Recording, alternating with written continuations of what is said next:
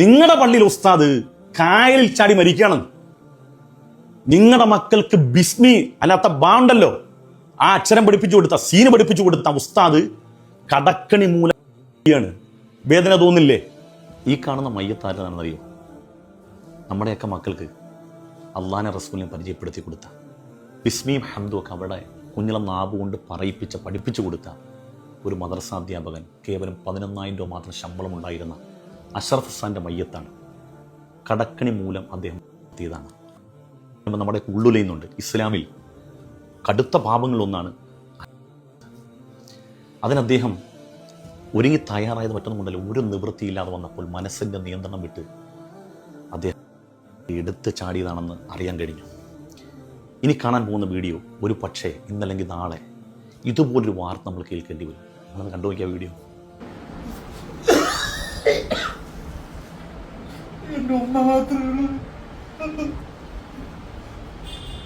എൻ്റെ കടക്കാരൻ എന്തായിട്ട് ഉസ്താദ് എൻ്റെ വീട്ടിൽ പോവാണ്. എൻ്റെ തിരക്ക് ചോദിക്കുന്നത് ഞാൻ എത്ര നിങ്ങൾ കട കൊടുത്ത്. കഴിഞ്ഞ ഈ വീഡിയോ നിങ്ങൾ കണ്ടല്ലോ. കഴിഞ്ഞ ദിവസം കരഞ്ഞ് നിലവിളിച്ച് രാത്രിയിൽ എൻ്റെ മുറിയിലേക്ക് വന്നൊരു ഉസ്താദിൻ്റെ അവസ്ഥയാണ്, ദയനീയമായ അവസ്ഥ. മാസങ്ങളായി സ്വന്തം ഉമ്മാനെ കണ്ടിട്ട് വീട്ടിലേക്ക് ചെല്ലാൻ പറ്റില്ല, കടക്കണി മൂലം. ഇതൊക്കെ ഇവിടെ ഇങ്ങനെ അരങ്ങേറുമ്പം നമ്മുടെ മഹല്ലത്തുകളിലോ നമ്മളൊക്കെ ജോലി ചെയ്യുന്ന, സേവനം ചെയ്യുന്ന ഏതെങ്കിലും പള്ളി കവാടങ്ങളിലോ ഇത്തരം വിഷയങ്ങൾ ചർച്ച ചെയ്യുന്നുണ്ടോ? ഇല്ല. അപ്പോഴും അന്താരാഷ്ട്ര ചർച്ചയാണ്. പുതിയ പണിത പള്ളിക്ക് ഇനി എന്തെല്ലാം പുതിയ സംവിധാനങ്ങൾ കൊണ്ടുവരാമെന്നുള്ള തിരക്കിട്ട ആലോചനയിലാണ്. പള്ളിക്കവാടത്തിൽ 35 ലക്ഷം രൂപ മുടക്കി പരിശുദ്ധമായ റൗള ഷരീഫിൻ്റെ മാതൃകയിൽ വലിയ മിനാരവും കുബ്ബയൊക്കെ വെക്കുമ്പം അതേ മഹലിലുള്ള മുസ്ലിയാർ കിഡ്നി പോയി 35-40 വർഷം ജോലി ചെയ്ത മുസ്ലിയാർ കിഡ്നി പോയിട്ട് മറ്റു പള്ളി കവാടങ്ങളിൽ ഈ പള്ളി കമ്മിറ്റി കൊടുത്ത കത്തുമായി തെണ്ടാൻ നിൽക്കുകയാണ്. അതേ മഹല്ലത്തിൽപ്പെട്ട നിർധനരും അതുപോലെ തന്നെ യാതൊരു മാർഗവുമില്ലാത്ത നിസ്സഹായരായ മനുഷ്യർ അവിടെ നിന്ന് കത്തും മേടിച്ചുകൊണ്ട് പിരിവിന് നിൽക്കുകയാണ്. ആർക്ക് വേണവടാ നിൻ്റെ കൈ? ഈ അമ്പരച്ചുംബികളായ ഈ സൗദങ്ങൾ ആർക്ക് വേണം? അള്ളാഹ്, റബ്ബിനൊന്നും ആവശ്യമില്ല. ഹബീബായ തങ്ങളും അവിടുത്തെ സ്വഹാബും ഒക്കെ പനയൂരിൽ നിസ്കരിച്ചു. നല്ലൊരു ഹൃദയമുണ്ടെങ്കിൽ ഏത് പരിശുദ്ധമായ സ്ഥലവും അതിന് പ്രാപ്തമാണ്. പള്ളി വേണമെന്നല്ല പറയാം. നല്ല പള്ളികൾ ഉണ്ടായിക്കോട്ടെ, നല്ല മിനാരങ്ങൾ ഉണ്ടായിക്കോട്ടെ, കുബ്ബ ഉണ്ടായിക്കോട്ടെ. മനുഷ്യൻ്റെ അവസ്ഥകൾക്ക്, മനുഷ്യൻ്റെ പ്രശ്നങ്ങൾക്ക് ഒരല്പം വില കൽപ്പിക്കും നമ്മൾ. അതിനാണ് പ്രയോറിറ്റി കൊടുക്കേണ്ടത്. അല്ലാതെ ഇതൊക്കെ ഉണ്ടാക്കി വെച്ചിട്ട് ആർക്ക് വേണ്ടിയാണ്? കേരളത്തിലുള്ള 70% വരുന്ന മതപണ്ഡിതന്മാരുടെ ശമ്പളത്തെക്കുറിച്ച് നിങ്ങൾ ചർച്ച ചെയ്തിട്ടുണ്ടോ? ചർച്ച ചെയ്യാറുണ്ടോ? 15,000-ന് താഴെയാണ്. നമ്മൾ വ്യാപകമായിട്ട് മുസ്ലിയാക്കന്മാർ ആത്മീയ ചികിത്സ, ആത്മീയ വാണിഭം എന്നൊക്കെ നമ്മൾ ആക്ഷേപിക്കുന്നുണ്ടല്ലോ. എന്തുകൊണ്ടാണ് ഇവർ അങ്ങനത്തെ മേഖലയിലേക്ക് പോവുകയും വലിയ തരത്തിൽ മുസ്ലിമീങ്ങൾക്ക് അല്ലെങ്കിൽ ഇസ്ലാമിന് ആക്ഷേപം ഉണ്ടാകുന്ന തരത്തിലേക്ക് പോയെന്നറിയാമോ? ഇതൊന്നും കൊണ്ട് ജീവിക്കാൻ പറ്റുന്നില്ലെന്ന്.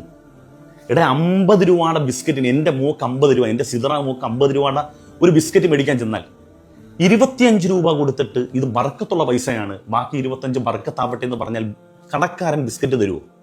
ഇല്ല. 50-ന് 50 തന്നെ കൊടുക്കണം. 15 രൂപ ഉണ്ടെങ്കിൽ ഒരു കുടുംബത്തിന് ജീവിക്കാം. ശരി തന്നെ, 10,000 രൂപ മതി, അത്യാവശ്യം കറണ്ട് ബില്ലൊക്കെ അടച്ചു പോവാം.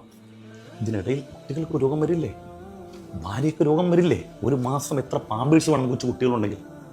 അതിനിടയിൽ ഭാര്യ പ്രസവിച്ചാലോ? തുടങ്ങി മറ്റ് കുടുംബത്തിൽ കല്യാണം ഉണ്ടായാലോ? എവിടുന്നാടോ അവിടുന്ന് മറിച്ച് ഇവിടുന്ന് പിച്ച് പറിച്ചൊക്കെ കൊടുക്കുന്നത്? അടിസ്ഥാനപരമായി ഒരാൾക്ക് ജീവിക്കാൻ പറ്റുന്ന ശമ്പളം കൊടുക്കുന്ന എത്ര മഹലുണ്ട്? നിങ്ങളൊന്ന് അന്വേഷിച്ച്, നിങ്ങളുടെ ചുറ്റുവട്ടത്തുള്ള പള്ളിയിൽ മുസ്ലിയാക്കന്മാരുടെ ശമ്പളം നിങ്ങൾ അന്വേഷിച്ചു നോക്കും. ഇത് സങ്കടം വരും. നിങ്ങളൊക്കെ വീട്ടിൽ മീൻ മേടിക്കുന്ന ശമ്പളമുള്ളവർക്ക് 15,000, 16,000, 17,000. ഞാനിപ്പോൾ ഈ ജോലി ചെയ്യുന്ന പള്ളിയിൽ, അതായത് ഒരു 6-7 വർഷങ്ങൾക്ക് മുമ്പ്, ഒരു 10 വർഷം ആയെന്ന് തോന്നുന്നു, അന്ന് മുതലേ 20-ന് മുകളിലെ ശമ്പളം. ഇവിടെ അത്രയും ശമ്പളം, ഉയർന്ന ശമ്പളം കൊടുത്ത മഹലൊന്നുമില്ല. ഇവിടെ മുമ്പേ മുതൽ ഉയർന്ന ശമ്പളമാണ്. അള്ളാഹു അവർക്ക് അർഹമായ പ്രതിഫലം നൽകുമാറാകട്ടെ. ഇതൊന്നും നോക്കാൻ ആരുമില്ല. ഇനിയും നിലവിളികൾ ഇനിയും ഉയരും. അപ്പോഴൊക്കെ വാട്സപ്പിൽ നമ്മൾ കുറച്ച് ഉസ്താദന്മാർ ഇങ്ങനെ ചർച്ച ചെയ്യുന്നുള്ള നിങ്ങൾ മനസ്സിലാക്കണം. ഞങ്ങളുടെ വീട്ടിലും ഭാര്യയും മക്കളും കുടുംബമുണ്ട്. അവരോടൊപ്പം നിന്നിട്ട് മറ്റെന്തെങ്കിലും തൊഴിലിന് പോയി നിത്യവും ഞങ്ങളുടെ മക്കളുടെയും ഭാര്യയുടെയും മുഖമൊക്കെ കാണുന്നതിന് പകരം നിങ്ങളുടെ മഹല്ലത്തിൽ വന്ന് സേവനം ചെയ്ത് നിങ്ങളുടെ മക്കളെ നിങ്ങളെ വാപ്പാന്ന് തന്നെ ഹൃദയം തൊട്ട് വിളിക്കാൻ വേണ്ടി പ്രാപ്തരാക്കുന്നവരാണ് ഞങ്ങൾ ഈ ഉസ്താദന്മാർ. നിങ്ങളെ എല്ലാ കാലത്തും ഉമ്മാന്ന് വിളിക്കാൻ പ്രാപ്തരാക്കുന്നവരാണ് ഈ മദ്രസ അധ്യാപകർ. സമൂഹത്തിൽ മാന്യമായി വർത്തിക്കണമെന്നും വലിയവരെ ബഹുമാനിക്കണമെന്നും ചെറിയവരോട് കാരുണ്യം കാണിക്കണമെന്നും ഉമ്മാടെയും വാപ്പാടെയും ഉമ്മാടെ കാലിൻ്റെ ചൂട്ടിലാണ് സ്വർഗം എന്ന് പറഞ്ഞ് നിങ്ങളെ ബഹുമാനിക്കാൻ പഠിപ്പിച്ചു തരുന്ന, നിങ്ങളുടെ നേരെ വിരൽ ഉയർത്താൻ പാടില്ല, കൈ ഉയർത്താൻ പാടില്ല എന്നല്ല, എന്ന് പറയാൻ പോലും പാടില്ല എന്ന ധാർമ്മിക വിദ്യാസം പഠിപ്പിക്കുന്ന നിങ്ങളുടെ ഉസ്താദ്, നിങ്ങളുടെ പള്ളിയിൽ ഉസ്താദ് കായലിൽ ചാടി മരിക്കണം. നിങ്ങളുടെ മക്കൾക്ക് ബിസ്മി അല്ലാത്ത ബാണ്ടല്ലോ ആ അക്ഷരം പഠിപ്പിച്ചു കൊടുത്ത, സീന് പഠിപ്പിച്ചു കൊടുത്ത ഉസ്താദ് കടക്കണി മൂലം വേദന തോന്നില്ലേ? വേദന തോന്നിയിട്ടില്ലെങ്കിൽ നിങ്ങൾ മനുഷ്യരല്ല. നിങ്ങൾ ചോദിക്കണമെന്ന് നിങ്ങളുടെ മഹല്ലത്തിൽ ഉസ്താദിന്റെ ശമ്പളം എത്രയാണ്? എത്ര പേര്? ഒരു വീട് കിനാവ് കാണാൻ കഴിയില്ല, ഒരു വീട് കിനാവ് കാണാൻ കഴിയില്ല. ഞാനിപ്പോൾ ഈ സമീപ മഹല മുല്ലാത്തോളപ്പിൽ ഞാൻ ജോലി ചെയ്യുന്ന സമയത്ത് എൻ്റെ വാപ്പാടെ വാപ്പ ഉമ്മാർ മരണപ്പെട്ടപ്പം എൻ്റെ വീടിൻ്റെ പഴയകാല അവസ്ഥ കണ്ടിട്ട് അവിടുത്തെ ജനങ്ങൾ കരഞ്ഞിട്ടാണ് എനിക്ക് വീടുണ്ടായത്. അല്ലെ, എനിക്ക് ഇവിടുന്ന പൈസ. ഇങ്ങനെയൊക്കെ ഓരോ ഉസ്താദന്മാരുടെ വീട്ടിൽ നമ്മളിങ്ങനെ അണിഞ്ഞൊരുങ്ങി കിടക്കുമ്പോൾ ഇവരൊക്കെ വിചാരിക്കുന്നത് എന്താ, ആട് നല്ല സമ്പന്നനാണെന്നാ. നമ്മുടെ ഓരോരുത്തരുടെ വീടിൻ്റെ അവസ്ഥ അകത്തേക്ക് വരണം, അവരുടെയൊക്കെ അവസ്ഥ കാണും. ഓരോ ഉസ്താദന്മാരുടെ വീട്ടിലൊക്കെ നിങ്ങൾ പോയി നോക്കൂ.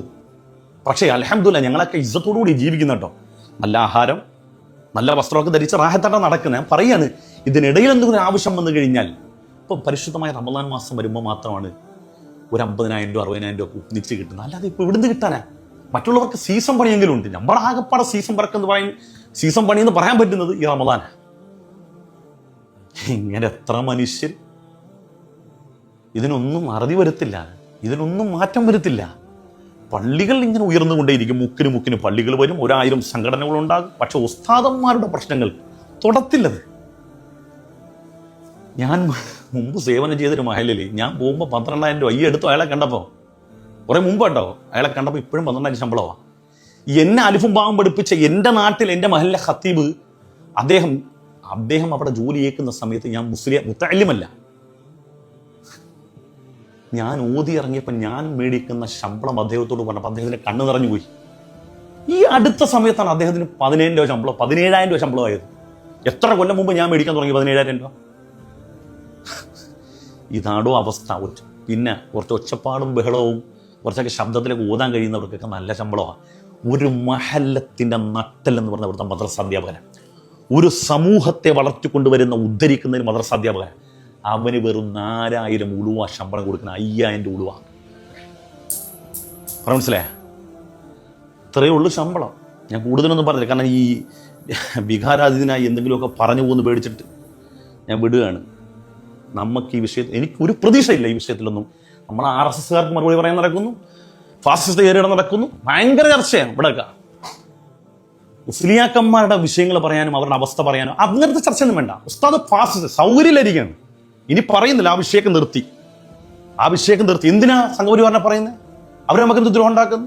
അതാ പറഞ്ഞു, ഇസ്ലാമിൻ്റെ അകത്തുള്ള പ്രശ്നങ്ങൾ പരിഹരിച്ചിട്ട് മതി ബാക്കിയുള്ള പ്രശ്നം പരിഹരിക്കാൻ. അതുകൊണ്ട് നിങ്ങൾ ഈ വിഷയത്തിൽ നിങ്ങൾ തീരുമാനം എടുക്കണമെന്നേ. എത്ര മഹൽ നിങ്ങളുടെ നാട്ടിലുള്ള മഹൽ ഉസ്താദന്മാരെ ശമ്പളം ചോദിച്ചു സങ്കടം കൊണ്ട് പറയാണ്. ഞമ്മക്കൊക്കെ ഓൺലൈൻ സംവിധാനവും മറ്റു പല മാർഗങ്ങളിലൂടെ പൈസ കിട്ടാനുണ്ട്, പല വഴികളുണ്ട്. ഇവിടുത്തെ പാവപ്പെട്ട ഉസ്താദന്മാരുടെ അവസ്ഥ അറിയാൻ അവരുടെയൊക്കെ വീടിൻ്റെ അകത്തളങ്ങളിലേക്ക് പോയാൽ അള്ളാഹുവിനെ സത്യം നെഞ്ചു പൊട്ടി നമ്മൾ കരഞ്ഞു പോകും. ഇവർ ഈ പൊതുസമൂഹത്തിൽ ഇങ്ങനെ ഒരുങ്ങി അത്രയൊക്കെ തേച്ച് നടക്കുമ്പോൾ നമ്മൾ വിചാരിക്കുന്നത് ഒരു കുഴപ്പമില്ലെന്നാ. അങ്ങനല്ല, ഇത് പഠിക്കണം. ദയവ് ചെയ്ത് നിങ്ങൾ നിങ്ങളുടെ മഹല്ലത്തിൽ ഉസ്താദന്മാർക്ക് അടിസ്ഥാനപരമായി കൈകൂപ്പി പറയണം, ശമ്പളം ഒന്ന് കൂട്ടി കൊടുക്കണേ. ഇതിലും വലുത് പറയാനില്ല. അതുകൊണ്ടാണ്